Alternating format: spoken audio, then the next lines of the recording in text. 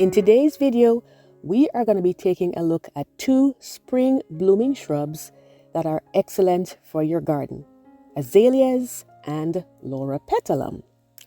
We're going to take a look at plant needs, pests and diseases, growth habits, bloom times, and all of that.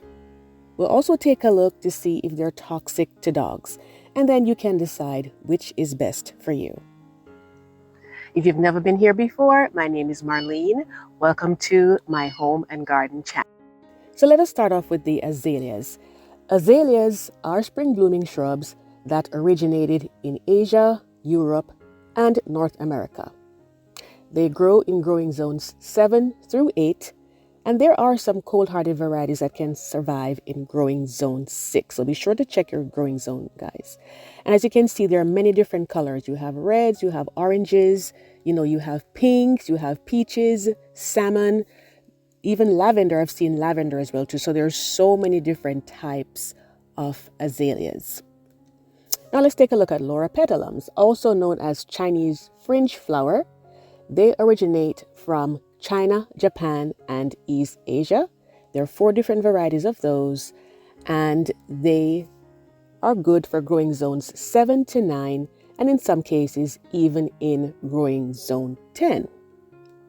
Now let's take a look at bloom times. For azaleas, their bloom time is in the spring, and you can see how gorgeous these petals are. They're funnel-shaped flowers, and they attract hummingbirds, as well as bees and other smaller pollinators. And some of them you can see they even have striped colorations. And we know that hummingbirds love the funnel-shaped flowers, so they definitely go for the azaleas. Over here, these are the fringe flowers. In a closer look, you can see how they're looking there. And they actually have 4 different colors. They come in purple, they come in pink, and they also come in white. And they do attract a lot of bees, and their fragrance, it's really, really nice. Some azaleas have fragrances, some don't. Now let's take a look at their height, guys. Azaleas can actually grow anywhere from, I would say, 1 to up to 10 feet. Loropetalum, on the other hand, grows a lot taller. It can grow, typically, I'd say, a dwarf variety is from 1 foot up to 15 feet. The largest recorded has been 35 feet. This plant can also be cut as topiary, as a topiary, or even as a tree. Just cut the lower branches, when the plant is younger, and as it grows taller and taller, you'll see a nice shape like this one that we have here. They're used quite often, though, mostly as hedges, because you can see that they're very dense, so they're kind of packed in tight. But they do have the versatility of pairing well with other plants like evergreens. You can see some evergreens above them, the taller variety, and some shorter ones on the right. And especially in the springtime when, because these are early bloomers, both azaleas and Loropetalum, it's always perfect to have them right next to the evergreen, so they have that nice contrast between their flowers and the green leaves of the evergreens. Now, the azaleas, they're not as tightly packed, but they can still be used, as edges for privacy.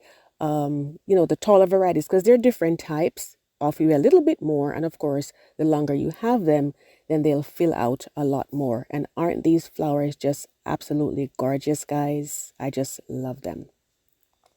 Now let's take a look at their lighting needs. So azaleas, they do not like to have full sun on them, especially afternoon sun. So your best option may be to put them in a north-facing garden or east-facing garden. They also have an advantage, though, that they are able to survive in areas that have shade, but it does need to have dappled sunlight. So like these that you're seeing right here, even though they are under the trees, the sunlight comes in and it gets them.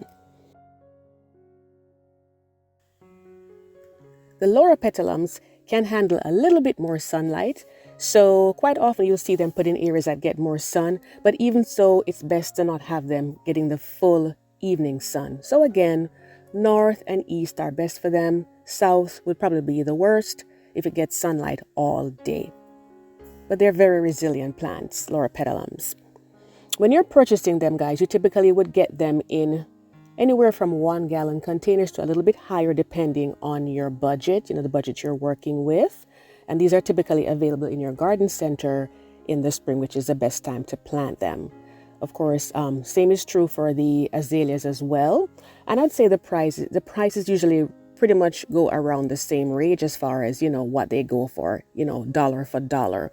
Of course, you also can get varieties online as well if you wanted to get them that way. These plants are also able to survive in containers, which is great. Of course, the larger the plant that you get, the larger the container needs to be. It's very important that you have drainage holes in the bottom, because this is one thing that will definitely kill both of these plants, and it's if they have waterlogged soil. They cannot handle it. Their roots tend to be a little bit more delicate and shallow, so they need to have that proper aeration. And when you are planting them in pots, be sure that the pot, you change it every few years, but the size should not go up by more than 8 inches because it will shock them. Now, as I mentioned before, there's a little bit more versatility with the watering needs of the Loropetalum, because they're actually drought resistant, so they can handle a little bit drying out more than the azaleas, but at the same time, they don't want to be dry when you're just getting them started. So bring them up, and then once you have, then you can go ahead and, hold back a little bit on the water. You can also see here that there are 2 colors showing, and that's because sometimes they are grafted. So you may find the plant, when it gets larger, you're seeing that 2 colors appear on there. This was a little bit unusual for me to see. I thought, okay, so that's what's going on here. It doesn't bother me. Some people it does, so it just depends. But it's good to take a look at them, when they're blooming, when you purchase them, so you know what you're getting. As you can see over here, we have some also multiple coloration going on here as well too for the azaleas. And when you have hybrids, guys, time and time again, sometimes you'll just get little pleasant surprises. You just never know what you're going to get, because it reverts to the parent plant at one part or the other. So that's what you're seeing there. Now, as far as toxicity to animals, specifically dogs, unfortunately, azaleas are toxic to dogs. The flowers, the leaves, and the stems. So if you have a little puppy and he's going for walks with you, and you see him heading like he's going to start chewing on those, you may want to hold him back a little bit, just to make sure that you're protecting your animal. The good thing about Loropetalum is that they are not toxic to dogs. So that's another difference between the two as well. These are not going to affect them at all. So that's a plus on the side of the Loropetalums. Now let's take a look at pruning. For both plants, it's pretty much the same as far as pruning time. You will want to prune these plants after they have flowered. And the reason for that is, if you prune them like a month or 2 before they flower, then what's going to happen is you're going to be cutting off the blooms that come up in the spring, because they bloom on old wood. So if you trim them back, you're going to end up losing your blooms. So definitely bear those things in mind and cut them back immediately after they have flowered. Now for the azaleas, they actually have the varieties called Encore. So they will bloom in the spring, but the Encore varieties also bloom along as well in the fall season. So for these, I'd say after they have bloomed, you have to cut them off immediately after, very early, because if it gets cold and they start sprouting, they're going to get damaged. So honestly, it may just be best to just wait until after they bloom again in the springtime, and then you prune them back after that. And when you are pruning, because especially the Loropetalums, you want to shape them up, but you want to make sure that you're not cutting them back more than 1/3 of each branch when you're doing that. And even the azaleas, they prefer a little light trimming, so not too much on those.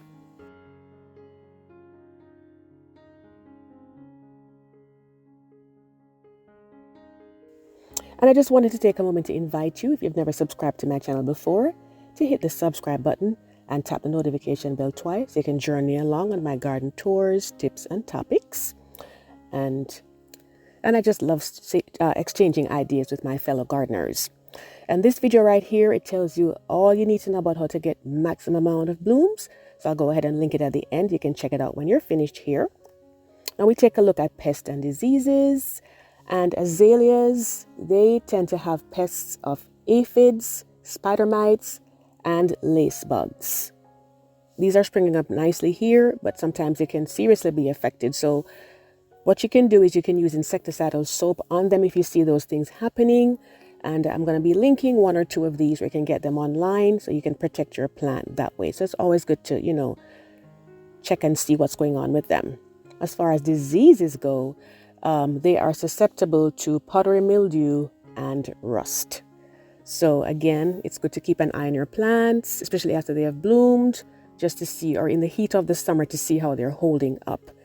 And for that, if you have any of those, also botrytis as well, they can get that as well too. So, and you see that it doesn't look healthy. And the other video I did, which I'm going to link, will give you details. But you can get those online. I'll link those on the description box for you below. So, Loropetalum, they fortunately are less susceptible to pests and diseases. I'm not saying that they never get it, but it's more likely that they will not. But again, keep an eye on them and just check to see. And if you do notice that in the same things that we use for the azaleas, you can also use them for the Loropetalum. So you do have, options that are available to you if that should happen to your plant.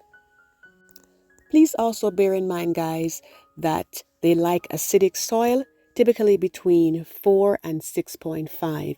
If you're seeing where the leaves are becoming yellow, especially between the veins, that's chlorosis, and it means that the soil needs to be acidified. So you'll need to add in things like coffee. You can add in things with sulfur in there. But I would say do your research on that and be sure that you're adding the right products to help with this condition. Compost is also good to add to help with this as well. And I just want to say thank you to all of you so much who have subscribed to my channel and have supported me so well. It truly means the world to me, especially when you share my videos with those that love gardening or they're aspiring to become better gardeners.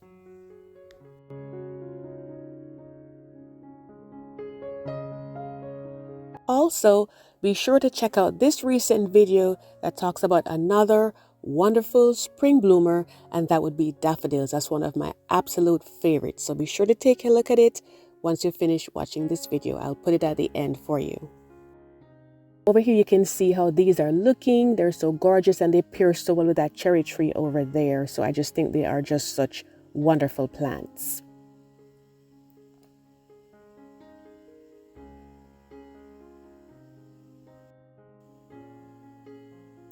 So I hope that this gave you some great information. If you'd had to just choose between one or the other, which one you would prefer. The azaleas, I'd say they're absolutely gorgeous in terms of their flowers because they're so large. I'd say the Loropetalum's a little bit more versatility there, so it depends on what you're going for. And if you can get both, as most of us gardeners do, we try to get as many plants as possible. I would say get them both if you can and just put them in the appropriate place. You're going to love them and they're going to love you for it. And Loropetalums, their leaves are beautiful, after the flowers have faded. So that's an added plus for them that, you still have that wonderful coloration. After all the flowers have passed, you just pair some other flowers with them and they are absolutely gorgeous. So I do want to thank you so much for watching. I wish you happy gardening and I do hope to see you in the next video. Take care.